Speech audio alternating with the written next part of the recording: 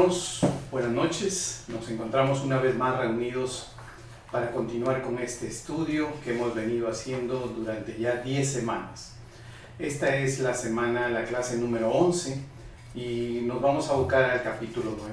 Pero antes de entrar de lleno al desarrollo y la explicación de este capítulo profético, de esta parte profética del capítulo 9, los voy a invitar a orar y les voy a hacer nuevamente mostrar estos versículos porque quiero que entendamos para todo aquello que no nos han visto antes y nos ven ahora, o a todo aquel que cree que no conoce la palabra lo suficiente, que Dios no escribió la palabra para sabios, que Dios no escribió palabra para aquellos que están muy preparados o recibieron una instrucción superior. No, la palabra de Dios está preparada para todos, para los simples, para aquellos que dispongan su corazón, abran su mente para que reciban la palabra con ese deseo, con el deseo de entender. Él nos dará el entendimiento.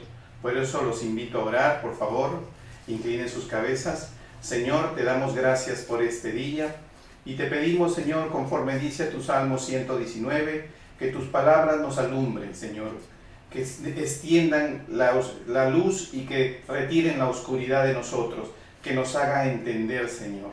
Permítenos conocer lo que tú has preparado, Señor, en esta clase para nosotros. Permítenos conocer, Señor, la verdad que tú quieres hoy día informarnos.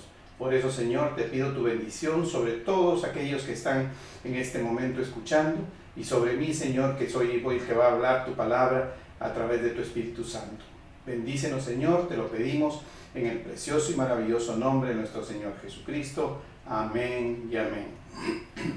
Hermanos, me es grato estar esta vez aquí una vez más y que el Señor, que es el ebenecer diario de nosotros, nos ha permitido llegar hasta este momento. Hoy vamos a tocar la parte que corresponde a las 70 semanas de Daniel. Es la segunda parte del capítulo 9 y a partir de ahora vamos a tener capítulos básicamente dedicados a los tiempos del fin, a lo que es la profecía de los tiempos del fin que Dios le entregó a Daniel a través de visiones.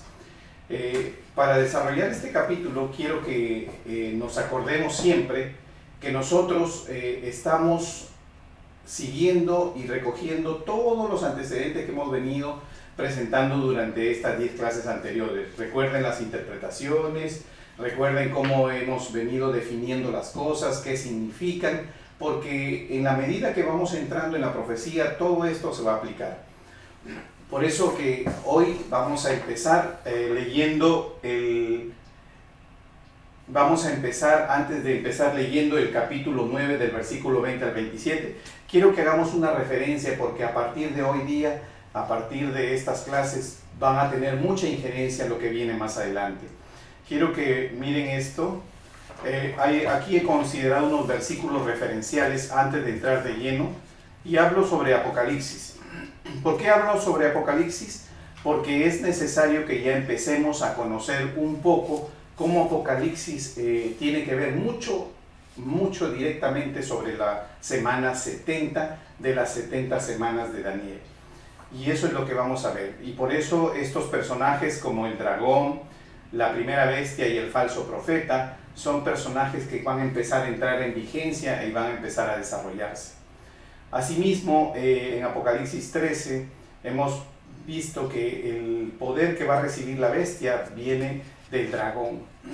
Bien claro acá lo dice en el versículo 2, dice: el dragón le dio su poder y su trono y grande autoridad.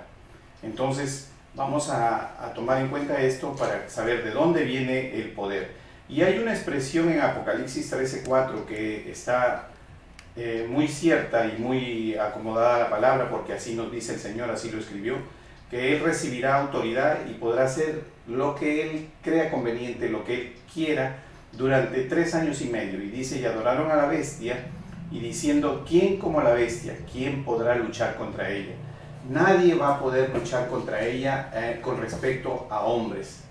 Solo Dios es el único que va a poder sostener la batalla contra ella.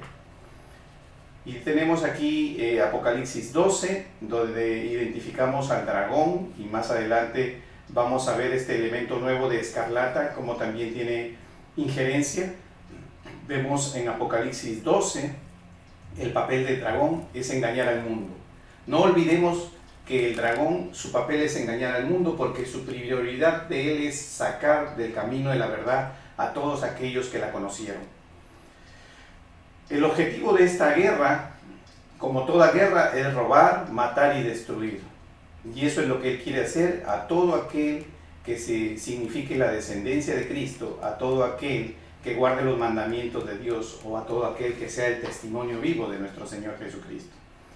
Y así he mencionado estos versículos para que nosotros podamos tomar en cuenta esto en la medida que vamos desarrollando cuáles son los personajes que van a empezar a entrar en vigencia, cuáles son los personajes que van a entrar en influencia, porque en estos últimos tiempos esto es importante. Ahora sí, vamos a entrar, por favor, los invito a que vayan a sus Biblias al capítulo 9, vamos a empezar en el versículo 20 al 22 primero. Capítulo 9, versículo 20 al 22. Y dice así: aún estaba hablando y orando. Yo siempre divido el versículo de esta manera para que sirva académicamente para entenderlo mejor. No es que así venga escrito en la Biblia o en alguna forma en la que yo uso, no. Esto lo divido para entendimiento. Aún estaba hablando y orando. Eso significa que habíamos estudiado la clase pasada la oración de Daniel, o sea que Daniel todavía continuaba orando, confesando mi pecado y el pecado de mi pueblo. Dijimos que la oración que él hizo fue una oración intercesora. ¿Por qué? Porque él, pese a que él conocía que los 70 años de cautiverio ya se habían cumplido, porque él, dice la palabra, leyó los libros de Jeremías, y eso significa que a eso nos invita el Señor, a estudiar, a escudriñar. Pese a todo ello, pese a conocer que la profecía que el Señor había dado, aún así Daniel puso intercesión a favor de su pueblo. Y por eso ustedes observan que aquí él dice, confesando mi pecado y el pecado de mi pueblo Israel. Y derramaba mi ruego delante de Jehová mi Dios por el monte santo de mi Dios. Aún estaba hablando en oración cuando el varón Gabriel. Sabemos que cuando se refiere al varón Gabriel, estamos hablando del arcángel Gabriel. No quiero entrar en una definición de conflicto y que alguien vaya a decir, ¿los ángeles tienen sexualidad? ¿Son hombres? ¿Son mujeres? No. Lo que pasa es que la identificación que Dios hace siempre a la autoridad en la Biblia es concedida al varón. Es por esa razón que esa es la manera en que la identifican a Gabriel. A Gabriel se le identifica como el varón Gabriel en este caso, pero estamos hablando del arcángel Gabriel.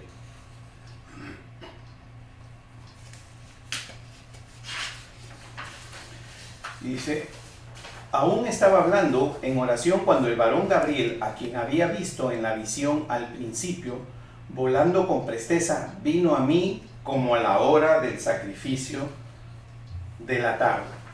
Quiero que nos detengamos un momento en lo que es la hora del sacrificio de la tarde. Es importante esta mención que hace la palabra, porque la hora del sacrificio de la tarde es un momento en que Dios ha usado para realmente mostrarnos cosas sorprendentes las que le sucedieron. Sabemos que el tipo de horario que está mencionando la palabra de Dios es la manera en que el pueblo judío determina el tiempo para que ellos se identifiquen. Nosotros aquí en el occidente hablamos de la 1, las 2, las 3, hablamos de un tiempo de 12 horas, de un día de 24. Podemos usar horas que son de 1 a 24 o podemos usar horas que sean de 1 al 12 y colocamos la palabra AM/PM, antes de meridiano, después de meridiano. Sin embargo, cuando hablamos de la hora del sacrificio de la tarde, si nos vamos nosotros, y los invito a que me acompañen, nos vamos nosotros a Esdras, al libro de Esdras, capítulo 9, versículo 5. Esdras, capítulo 9, versículo 5, dice así: y a la hora del sacrificio de la tarde me levanté de mi aflicción y habiendo rasgado mi vestido y mi mano, me postré de rodillas y extendí mis manos a Jehová mi Dios. Sabemos que Esdras es el encargado, o es el hombre que junto con Zorobabel fueron los primeros hombres enviados, ¿no?, para que ellos inicien la reconstrucción del templo. Recuerden que la profecía de Dios, la orden de Dios, que la ejecuta a través de lo que son los reyes de Media y de Persa, la orden de Dios es para que el pueblo regrese a Jerusalén a reconstruir el templo, no a reconstruir Jerusalén. Esa no es la orden es reconstruir el templo de Jerusalén, esa es la orden. Y viajan estos varones para Jerusalén de vuelta con esa misión, con ese encargo. Por eso dice Esdras en el libro de Esdras que él se levantó de su aflicción y habiendo rasgado sus vestidos y mi manto, me postré de rodillas y extendí mis manos a Jehová mi Dios. Eso nos muestra a nosotros que en ese tiempo, en la hora del sacrificio de la tarde, ellos oran también. Usualmente el pueblo judío usa 3 tiempos al día para orar, en la mañana, en la tarde y en el crepúsculo. Ellos usan estos tiempos para poder hablar con Dios. Lo hacía Daniel, lo hacía Esdras, como vemos acá, pero identifican siempre como la hora del sacrificio de la tarde. ¿Cuál es la hora del sacrificio de la tarde? En este momento lo vamos a establecer bíblicamente. Dice, ahora los invito a que vayan a Hechos, capítulo 10, versículo 3. Libro de Hechos, capítulo 10, versículo 3. Dice, este vio claramente en una visión, como a la hora 9 del día, que un ángel de Dios entraba donde él estaba y le decía Cornelio. Hora 9. La hora 9 es la hora del sacrificio de la tarde. Esa es la hora. Más adelante vamos a seguir citando un par de versículos más y vamos a ver cómo unimos la hora 9 con el sacrificio de la tarde. ¿Y por qué es tan importante? ¿Por qué Dios se manifiesta? Como ustedes ven, Dios a través de su Espíritu, al Espíritu de Dios, Él se manifestó a Cornelio cuando él estaba orando a la hora 9. La hora 9 para nosotros es las 3 de la tarde. Esa es la hora 9.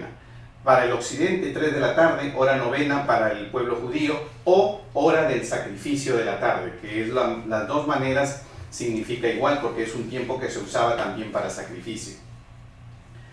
Ahora, en Hechos 3, en el mismo libro, en capítulo 3, versículo 1, nos dice, Pedro y Juan subían juntos al templo a la hora 9, la de la oración. ¿Se recuerdan ustedes después de que el Espíritu Santo, el Pentecostés vino y cayó sobre ellos? Y después del discurso, Pedro y Juan caminaban y cuando fueron caminando se encontraron a un cojo en la puerta del templo. ¿Y qué hora era? La hora 9, la hora del sacrificio de la tarde. Y es ahí donde Pedro hace el primer milagro y le dice, no tengo ni oro ni plata, pero lo que tengo te lo doy. Y extiende la mano y levanta el cojo en el nombre de nuestro Señor Jesucristo. Queda sano este cojo que por muchísimos años había estado en la puerta del templo, ¿no?, de ellos. Seguimos. Ahora los invito a que vayan a Marcos, capítulo 15, versículo 34. ¿Por qué los he llevado por este recorrido? Porque vamos a ver qué tan importante es esto. Marcos, capítulo 15, versículo 34. Y a la hora 9, Jesús clamó a gran voz diciendo, Eloi, Eloi, lama sabactani, que traducido es, Dios mío, ¿por qué me has desamparado? Y en el versículo 37 del mismo capítulo, Marcos escribe, mas Jesús, dando una gran voz, expiró. ¿Qué significa esto? Significa que la hora del sacrificio de la tarde es la hora en que Jesús consumó el sacrificio más grande y mayor que permitió establecer nuevamente la relación, la comunión directa con Dios. Cuando Él fue crucificado, Él expiró, Él suspiró, dio su último aliento a la hora novena, y esa es la hora que se llama la hora del sacrificio de la tarde. Por eso es que es muy identificado. Pese a que en los años en que ellos estaban, en los años de Daniel, de Esdras, de Zorobabel, Jesús ni siquiera había llegado todavía a esta tierra, Dios todavía no se había hecho hombre, Emmanuel con nosotros. Sin embargo, ya estaba, Dios ya había dispuesto que este tiempo, esta denominación, la hora del sacrificio de la tarde, sea identificada. ¿Por qué? Porque posteriormente, en el tiempo de Jesús, Él iba a morir, iba a consumar el sacrificio más grande que hemos recibido nosotros como regalo, como dádiva, que es la salvación. Iba a consumar su sacrificio y iba a morir a la hora novena, la hora del sacrificio de la tarde. ¿Se dan cuenta ustedes cómo en la palabra no hay nada que se haya escrito antes o después que no tengan una relación, que no guarde una consecuencia, que no sea que esto es para que nosotros ya vayamos conociendo? Nos está informando, nos está poniendo al día, y eso es lo que estuvo haciendo aquí. Por eso acá dice: hablando en oración, cuando el varón Gabriel, a quien había visto en la visión al principio, volando con presteza vino a mí como a la hora del sacrificio de la tarde. Imagínense ustedes que este es la hora en que Dios se ha manifestado con su Espíritu Santo, cuando lo hace a Cornelio. Esta es la hora en que los ángeles se han manifestado, como en el caso de Daniel, la hora del sacrificio, la hora de la tarde. Este es la hora en la que nosotros hemos sido redimidos a través del sacrificio de nuestro Señor Jesucristo. Esto es algo que realmente nosotros estamos recibiendo, y por eso es importante. Si usted quiere tomar en cuenta este tiempo para dedicarlo a oración, para dedicarlo a intercesión, para dedicarlo a pedir algo, para reconocer que nuestro Señor Jesucristo murió por nosotros, para reconocer que este sacrificio tan grande, que esta dádiva tan grande vino para nosotros, y lo quiere hacer a esa hora, puede poner en su corazón: Señor, me arrodillo hoy a las 3 de la tarde y oro a ti, porque sé que este es el tiempo del sacrificio de la tarde. Sé, Señor, que esta es la hora novena para ti, para tu pueblo, y sé que tú has usado este tiempo para manifestarte a través de tus ángeles, a través de tu Espíritu. Y no está, así como algunos escogen orar desde muy temprano a las 6 de la mañana, también, porque sabemos y conocemos que muchos usan la hora temprana para orar, pero la hora de las 3 de la tarde también es un horario en el cual Dios lo reconoce como tal.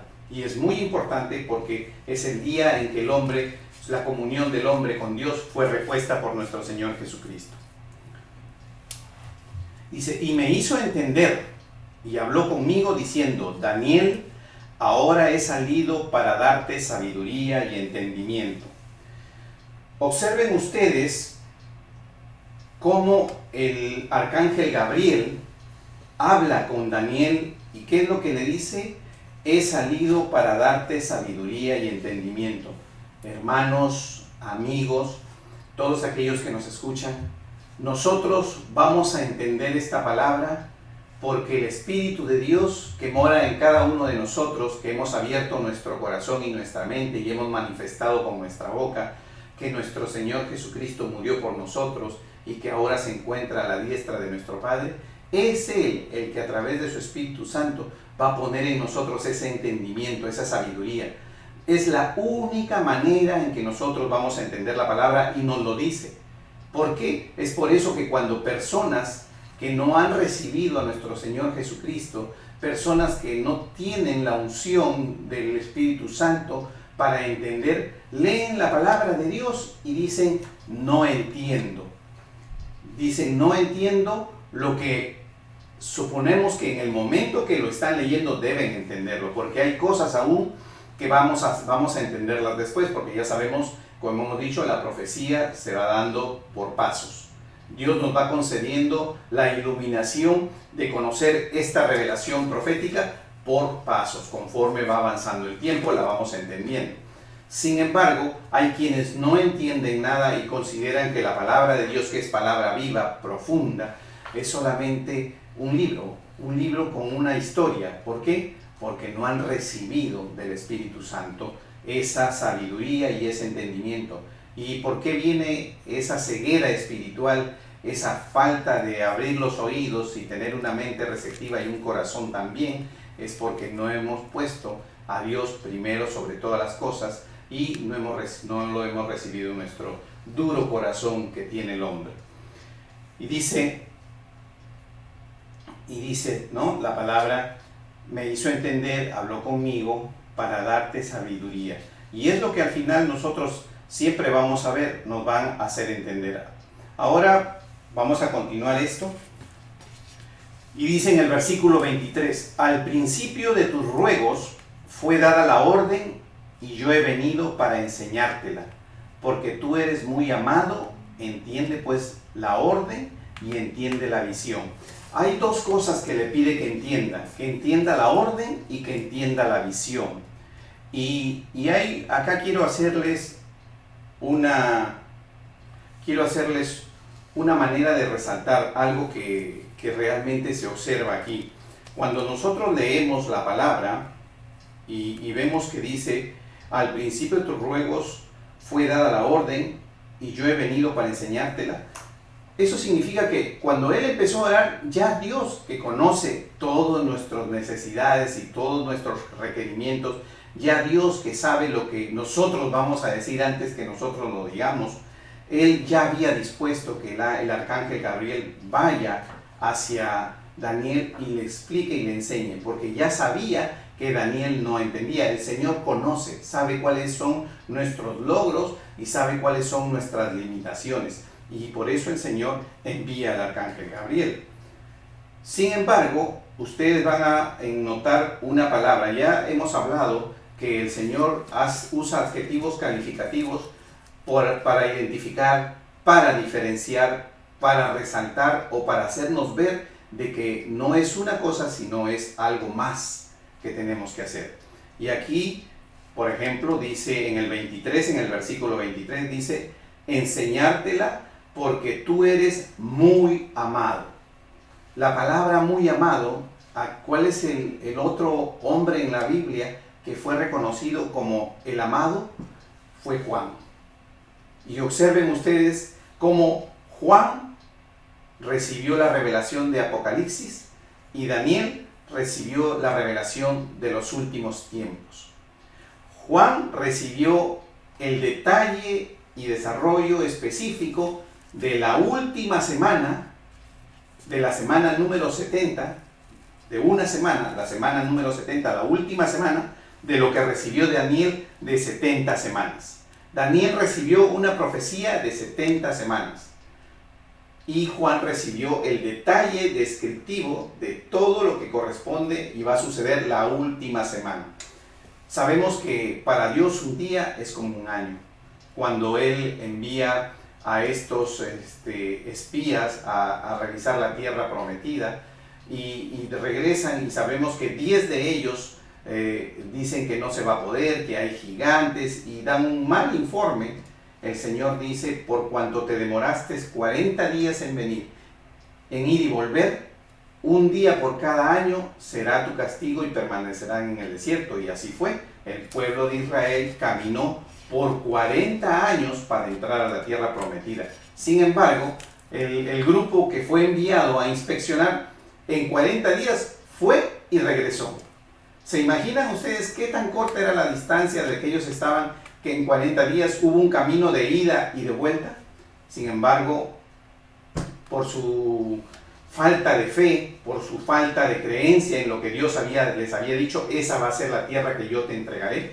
Sin embargo, ellos no lo recibieron así y sucedió lo que ya conocemos en lo que es el camino del Éxodo en el pueblo de Israel, ¿no?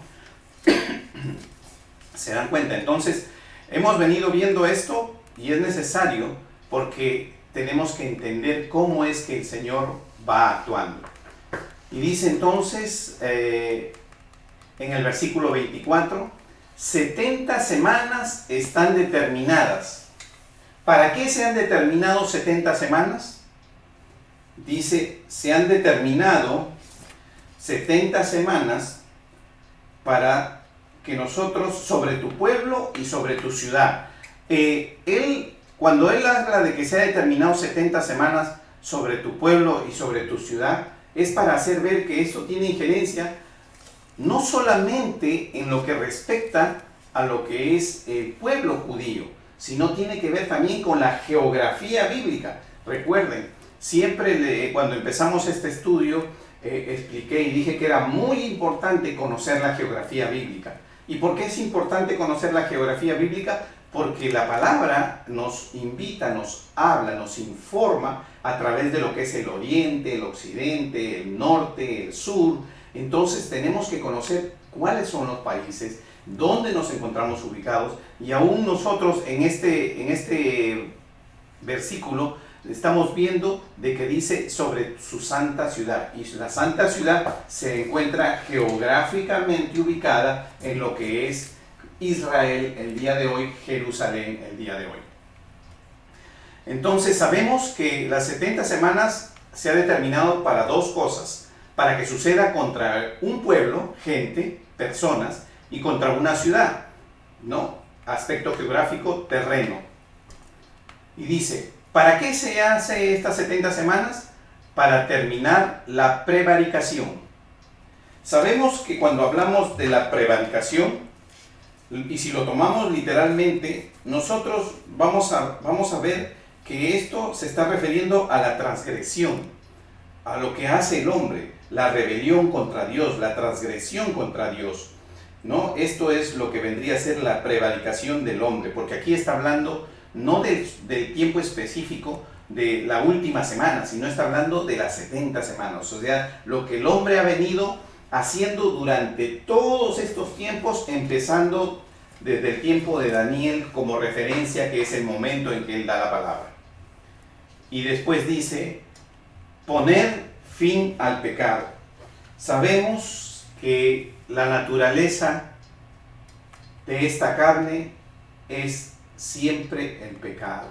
Sabemos que el que es amigo del mundo no puede ser amigo de Dios.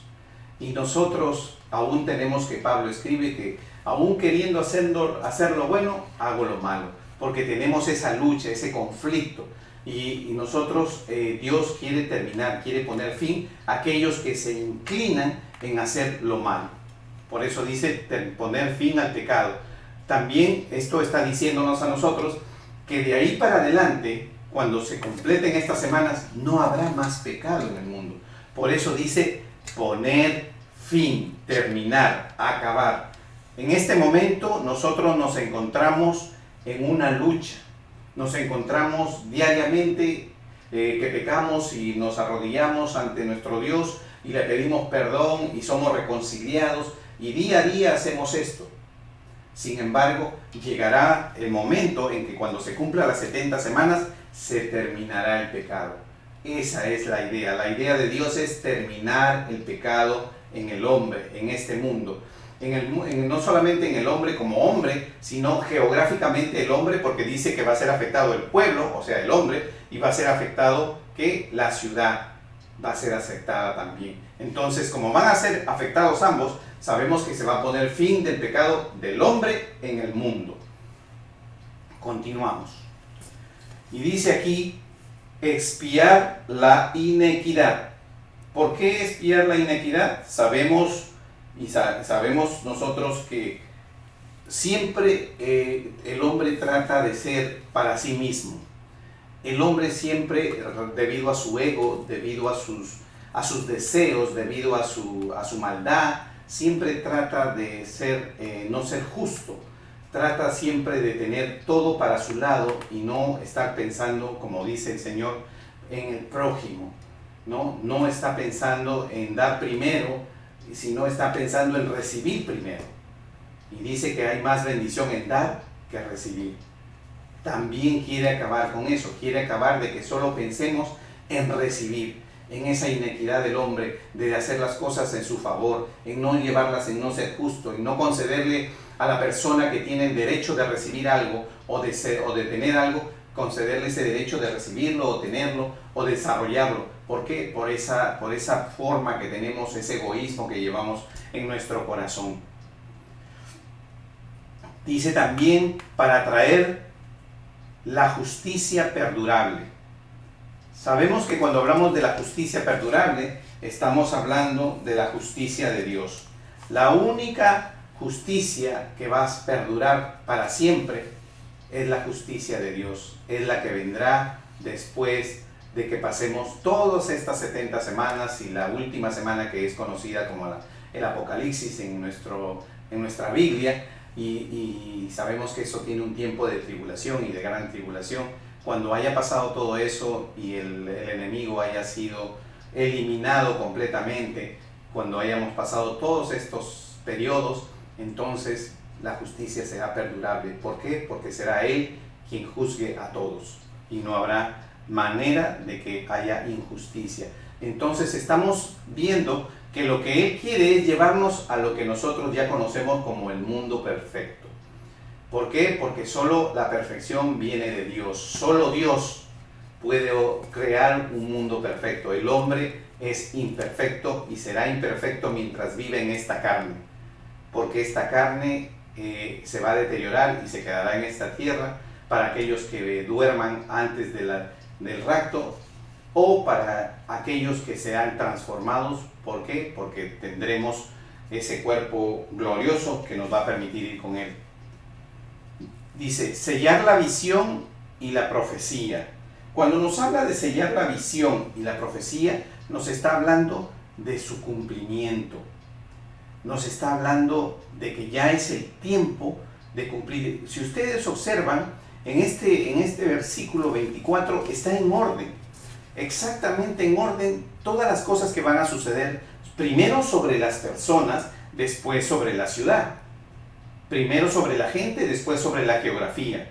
Primero, la idea es que vamos a terminar el pecado, vamos a terminar la prevaricación, vamos a terminar la inequidad, y después que se haya acabado con estas tres cosas, vendrá la justicia perdurable.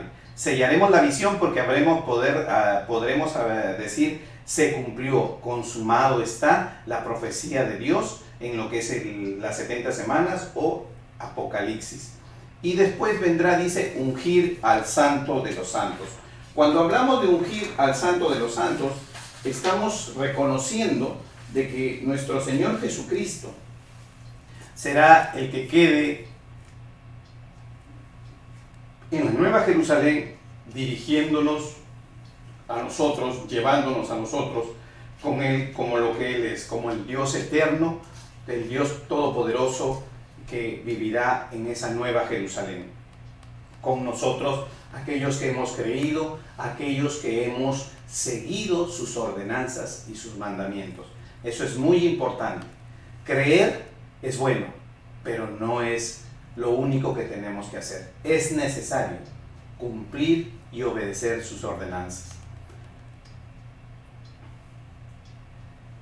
Y dice en el versículo 25, sabes pues y entiende que desde la salida de la orden para restaurar y edificar a Jerusalén hasta el Mesías príncipe habrá 7 semanas y 62 semanas se volverá a edificar la plaza y el muro en tiempos angustiosos. Cuando Él le da esta revelación del versículo 25 a Daniel y le dice, desde la salida de la orden para restaurar y edificar a Jerusalén hasta el Mesías príncipe. Cuando Él habla sobre esto y dice, habrá 7 semanas y 62 semanas, o sea, nos habla de dos cosas, restaurar y edificar Jerusalén. Cuando habla de restaurar, estamos hablando de restaurar el templo. Cuando habla de edificar, estamos hablando de la ciudad. Y dice que entre que haya una orden de restaurar y edificar a Jerusalén hasta el Mesías príncipe. Sabemos que cuando Cristo vino a esta tierra, cuando nuestro Señor se hizo hombre, Él no vino como rey, no vino como príncipe. Él vino como un siervo. Él dijo, yo vine a servir, no a ser servido. Él vino a mostrarle el amor de Dios, Él vino a sanar los enfermos, vino a restablecer la comunión del hombre con Dios. Él vino para ofrecerse Él mismo como el sacrificio perfecto, el Cordero Inmaculado, el Cordero Perfecto, que restituye y nos redime del pecado eternamente cuando creemos en Él y nos concede la vida eterna. Este es el milagro más grande, este es el regalo más grande, esta es la única idea real y verdadera en lo que todo este desarrollo va a terminar, en la vida eterna para nosotros los que creemos en Él. Sin embargo, cuando Él aquí menciona Mesías príncipe, ¿en qué momento de la historia, cuando hemos leído la Biblia? Y esto es importante porque acá nos está hablando ya de tiempos, nos dice desde la orden de restaurar y edificar Jerusalén hasta Mesías el príncipe. De ahí estamos hablando, ¿qué? Estamos hablando de dos tiempos, estamos hablando de 7 semanas y estamos hablando de 62 semanas. ¿Por qué hablamos de 7 semanas y de 62 semanas? Porque son dos momentos diferentes. Cuando hablamos de 7 semanas o cuando hablamos de una semana, estamos hablando de que Dios en la palabra, como ya lo hemos explicado, para Dios un día es un año. Esa es la ecuación. Un día es un año. Entonces, ¿en qué momento dice de estas 62 semanas, después que se volverá a edificar la plaza y el muro en tiempos angustiosos, en qué momento? Dice, y después, dice, y lo voy a poner acá para que lo leamos también de nuevo, y después de las 62 semanas se quitará la vida al Mesías. Entonces, en el versículo 26 nos da un parámetro final. En el versículo 25, en el versículo 25 nos dice desde la salida de la orden. Ese es el inicio. Recuerden, la salida de la orden para restaurar y edificar, inicio. Y en el versículo 26 dice, y después de las 62 semanas, o sea, se cumplieron las 7, se cumplieron las 62, se quitará la vida al Mesías. No dice que la 62ª semana es para quitarle, ahí se le quitará la vida. Dice, y después, o sea, ¿qué quiere decir? Que si vamos a identificar a Mesías el príncipe, tiene que ser exactamente antes de que suceda la muerte de nuestro Señor Jesucristo. Y no puede pasar mucho tiempo, porque si no, estaríamos hablando ya no de 62 semanas, sino de 63 semanas, entonces la profecía ya no cuadraría. Pero cuando nosotros revisamos, el único momento en que el Señor es reconocido como un príncipe es cuando Él ingresa, el último ingreso que Él hace a Jerusalén. ¿Recuerdan esa historia cuando Él manda a sus apóstoles a recoger ese burrito, ese burro que nadie había montado, y Él se monta sobre el burro e ingresa a Jerusalén sobre el burro? Cuando Él ingresa, ¿qué hace? La gente pone sus mantos y utiliza sus ramas. ¿Para qué? Para ponerlas para que Él pise, como es costumbre para los reyes. Ese es el único momento en que el Mesías realmente se le reconoce, el pueblo lo reconoce como un rey, como un príncipe. El último ingreso a Jerusalén. Y si yo llevo ese instante, ese momento, lo coloco en la profecía, me doy cuenta que inmediatamente después, en esa semana, Él muere en la cruz. Entonces, ¿qué quiere decir? De que se cumplieron las 62 semanas cuando Él era príncipe, o sea que el último ingreso a Jerusalén, y se cerró el tiempo, y inmediatamente en esa semana, en el transcurso de los días siguientes, Él es sacrificado y Él muere por nosotros. Entonces, ya tenemos ubicado entre la orden y el momento en que el Mesías príncipe. Ya ubicamos lo que se llama Mesías príncipe. Ahora, para nosotros estudiar lo que es la orden, dice, desde la orden para restaurar y edificar Jerusalén, estamos hablando de la orden que dio el imperio medo-persa. Si yo estudio el imperio medo-persa, yo voy a encontrar, cuando hemos ido leyendo, yo voy a encontrar que hubo 4 decretos, porque dice desde el decreto, ¿no?, o desde la orden para restaurar y edificar, y hubo 4 decretos. El primer decreto lo dio el rey Ciro en el año 538, y si ustedes quieren verificar esto, pueden ir al libro de Esdras, capítulo 1, está entre el versículo 1 y 4 y capítulo 5, versículos 13 y 17. Este primer decreto dado por Ciro fue hecho en el año 538. Después tenemos un segundo decreto que habla la palabra, que habla del rey Darío, que fue dado en el 517. Esto lo encontramos en Esdras, capítulo 6, versículos 6 al 12. Esdras, capítulo 6, del 6 al 12. Segundo decreto. Tenemos un tercer decreto, dado por el rey Artajerjes. Este primer decreto dado por este rey fue en el año 458. Y lo encontramos en el libro de Esdras, capítulo 7, del versículo 11 al 26. Tenemos 3 decretos. Y el último decreto que tenemos registrado en la palabra, también dado por el rey Artajerjes, lo tenemos hecho en el año 445 y se lo dio y lo tenemos registrado en el libro de Nehemías, capítulo 2, del versículo 1 al 8. Sabemos que los 3 primeros decretos tienen que ver con el levantamiento y la reconstrucción del templo de Israel. Y el último decreto, el que está registrado en el libro de Nehemías, sabemos que tiene que ver con la construcción de los muros de la ciudad de Jerusalén. ¿Por qué? Porque obviamente estaba desprotegida porque había sido destruido. Entonces tenemos 4 fechas. Yo quiero, en muchos estudios y muchos libros se preocupan mucho en tener que cuadrar las fechas y tener que, hermanos, la palabra de Dios dice, nadie sabe la hora y el día. Nadie, ni siquiera los ángeles del cielo, solo el Padre. ¿Qué quiere decir? De que si yo trato de hacer números, voy a cuadrar, esto se cuadra, si después lo colocamos en un cuadro, yo voy a poder determinar, pero yo nunca voy a poder determinar el día y la hora.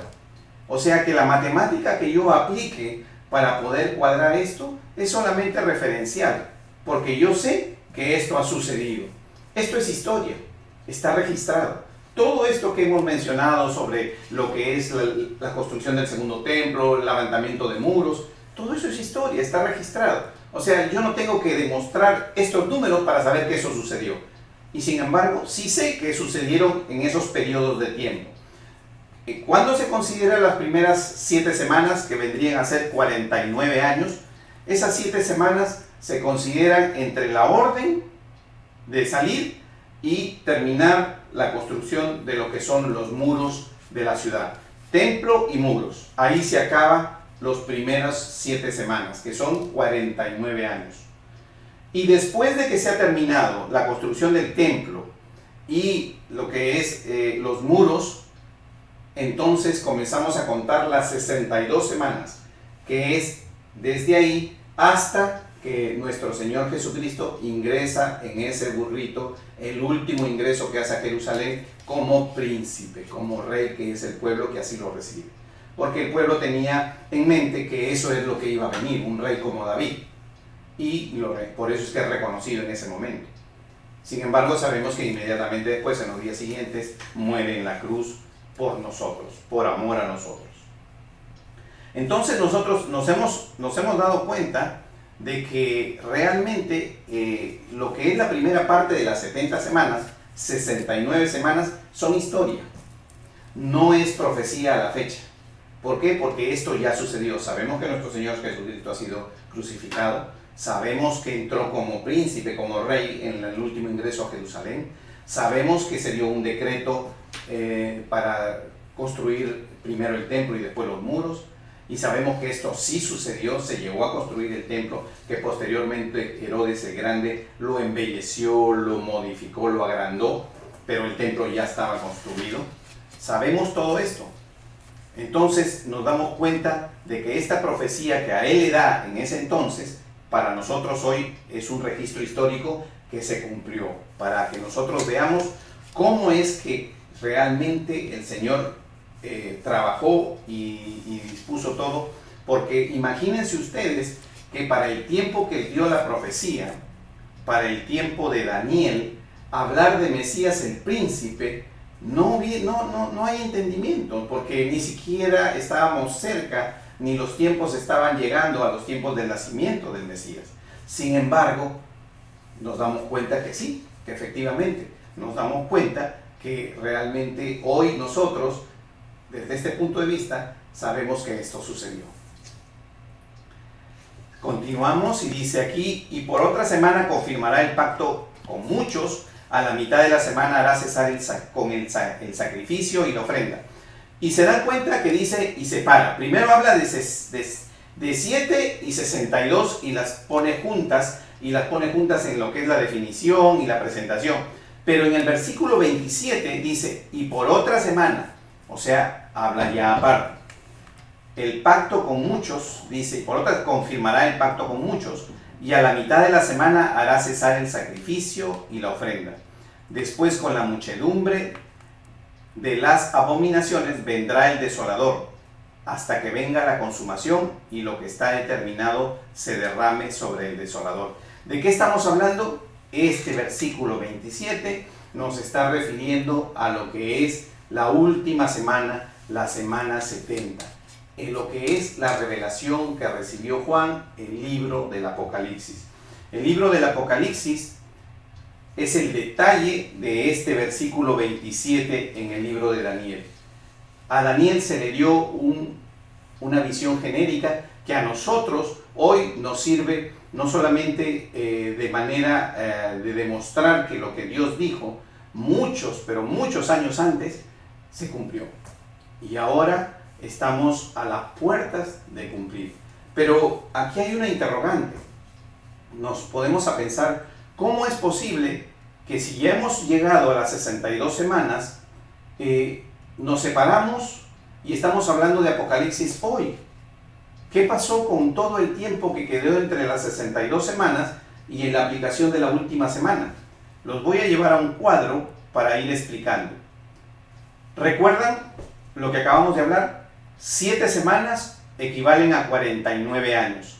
Durante esas 7 semanas, o sea, durante esos 49 años, se considera desde la salida del decreto, se construye el templo, el pueblo judío retorna, construye el templo y construye los muros de Jerusalén, y ahí se cumple las primeras 7 semanas.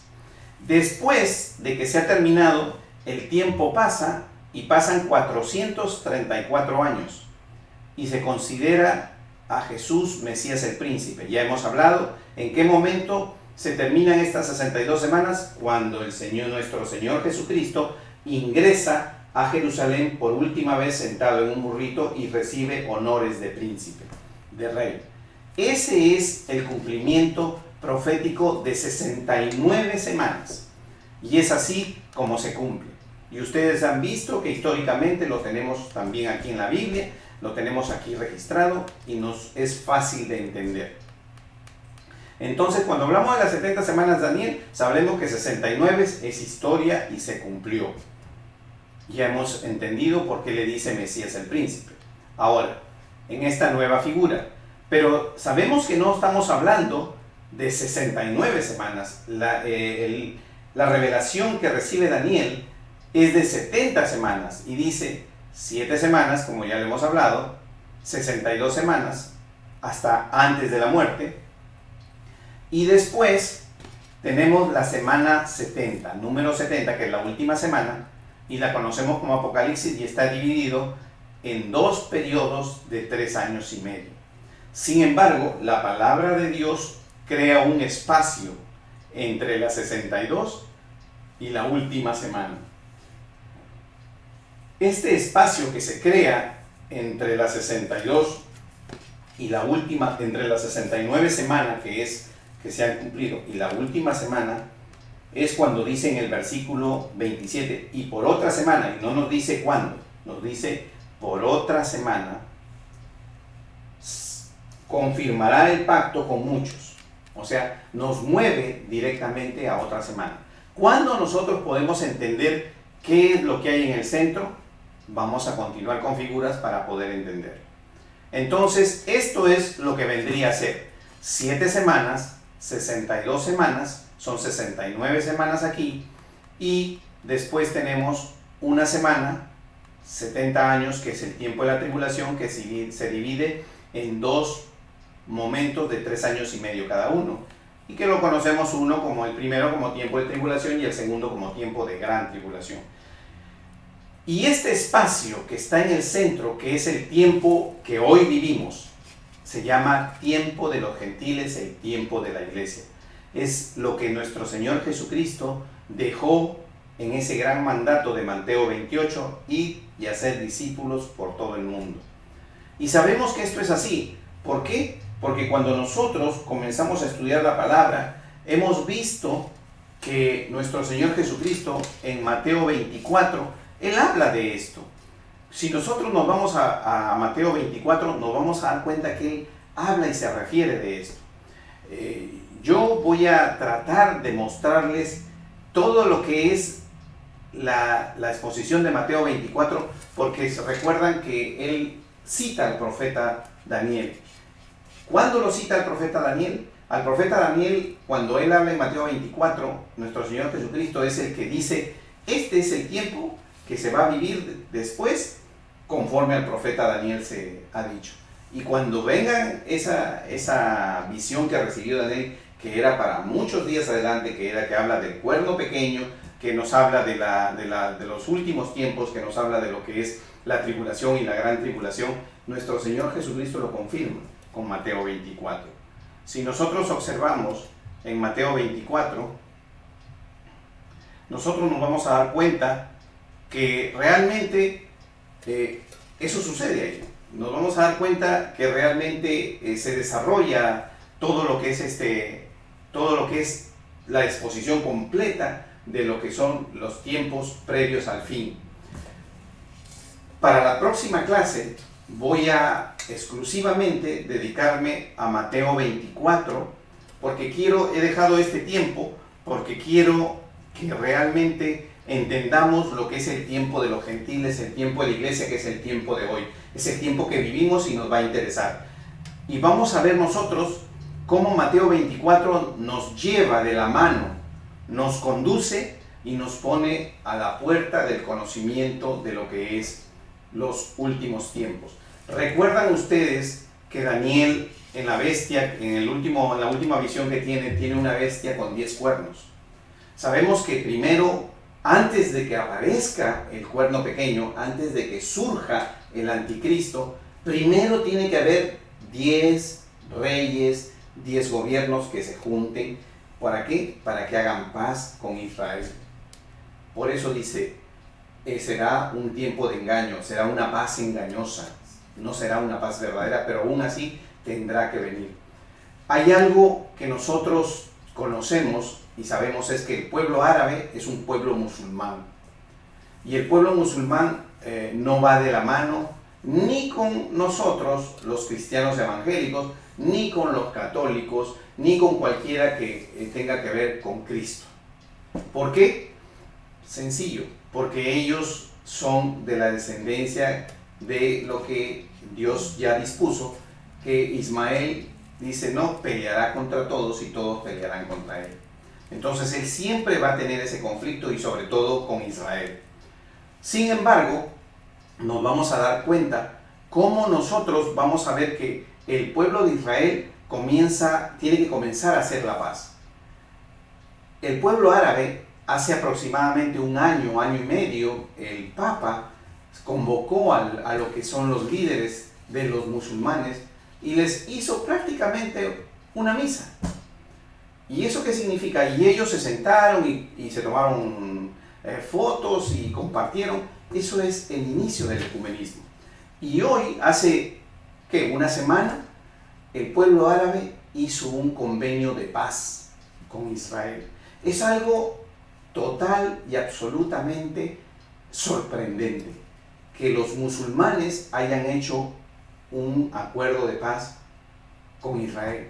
Tenemos la demostración de que el primer reino, el primer cuerno, se acaba de presentar.